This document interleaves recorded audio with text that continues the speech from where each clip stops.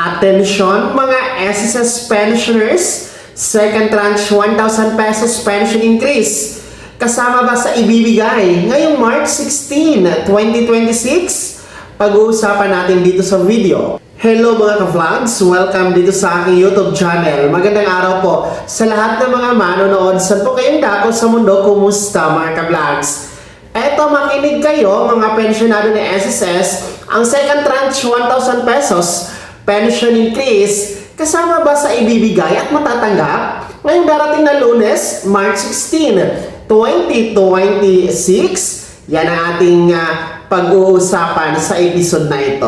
Well, ngayon po kasing Lunes mga ka-vlogs, March 16, 2026, ito po ay schedule ng pension releasing o crediting ng March pension para sa ating mga pensionadong kabilang sa pangalawang batch. Yung mga meron pong date of contingency o araw ng kapanganakan, pagkamatay, araw ng pagkasakit o pagkabalda mula 16 to last day of the month. So, ang pension crediting ninyo, mga second batch, ngayong Lunes na yan na darating, Marso 16. Yan po ay walang pagbabago sa schedule dahil kung makikita nyo sa inyong kalendaryo, yan po ay natapat sa Lunes. Hindi yan holiday at hindi rin po weekend mga ka-vlogs. Kaya mananatiling nasa regular original schedule ang para sa inyo mga second batch SSS pensioners. Kaya antabayanan nyo po sa inyong ATM card sa Lunes, March 16 dahil makikredit po ang inyong March pension. Well, kasabay nito, maraming mga nagtatanong kung may pagbabago ba sa halaga na makikredit ngayong Lunes. Meron na ba ang second tranche na 1,000 piso na pension increase? Ito ba'y ibibigay na? Ito ba'y kasama sa matatanggap ngayong Lunes para sa mga second batch? Well, para po sa kalaman ng lahat, no, mga second batch, no, katulad ng mga unang batch noong Marso 1, na-move kasi noong February 27 ang kanilang pension for March kasi nga Sunday ang March 1. So katulad nila ay wala din po kayong makukuhang kahit anong dagdag, no, particular dito sa sinasabing second tranche 1,000 pesos pension increase, no, sapagkat ito po ay hindi pa talaga maibibigay ng SSS sa kasalukuyan, no? Lilinawin natin, ang second tranche 1,000 pesos pension increase ay nananatili po na walang anunsyo at walang update mula sa SSS. Hindi ito na pag-uusapan mga ka-vlogs sa kanilang mga updates, mga advisory, announcement, press release. Wala itong napag-uusapan na may kinalaman sa pangalawang tranche. No? So, in short, nakahang lamang ito. Alam naman natin ang problema dito sa second tranche ay ang pondo talaga. Well, yun nga ang sinasabi natin, naiintindihan natin na ang problema is ang pondo, pero baka naman pwede nang ibigay dahil nga po, ulitin ko, malaki naman po ang net income ni SSS ng nagdaang taon 2025. Ayon na rin po mismo sa kanilang anunsyo na umabot sa pinakamalaking net income ang SSS, no, noong 2025 na nagkakahalaga po ng nasa 142 billion pesos mahigit.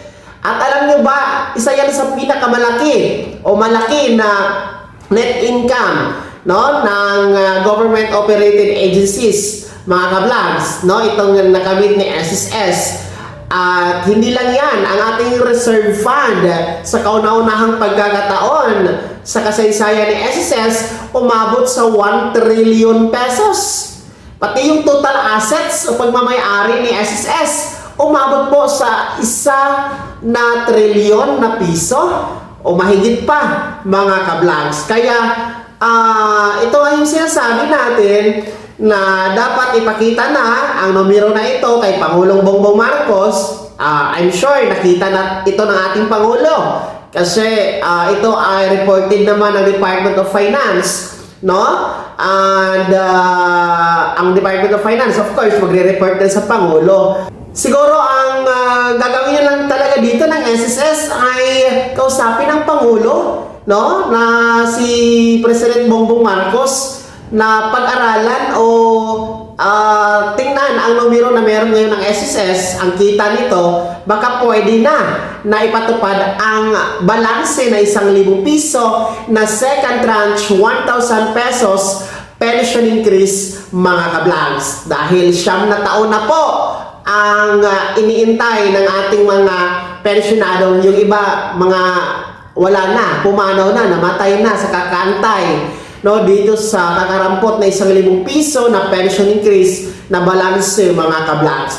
So sana maibigay na talaga yan sa lalong madaling panahon dahil nga po sa nagmamahalan ang mga bilihin, lalong-lalo pa ang langis ngayon, napakamahal. Affected din po ang mga basic needs, no? Tulad ng pagkain, gamot at iba pa. And besides, no, nagtaas naman ng kontribusyon ng SSS, kaya dapat, no, ipatupad na talaga itong 1,000 piso na second tranche pension increase. So ulitin ko, ngayong Lunes, March 16, 2026, no, ay pension crediting ng ating mga second batch SSS pensioners.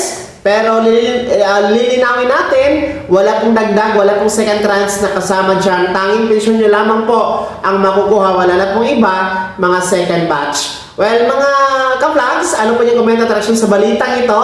Sino sa inyo dito ang mga kabilang sa pangalawang batch SSS pensioners? Kayo ba ay natutuwa dito sa inyong nalalapit na pension releasing ngayong Lunes, Marso 16? At mga SSS pensioners, no? Ano po yung panawagan sa SSS?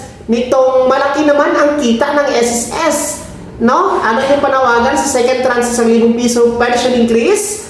Kayo ba ay pabor na ibigay na dapat ito? Ibahagi niyo po sa comment section na nasa baba. Pakilakip ng buong pangalan at kung taga saan kayo. Kung bago ka pa lang sa akin channel o di ka pa nakasubscribe, i-click niyo muna ang subscribe button na nasa baba. Huwag kalimutan na pindutin ang notification bell. Ilagay sa all para una ka sa mga balitang i-upload ko. Maraming salamat. God bless. Mag-ingat mga ka-vlogs.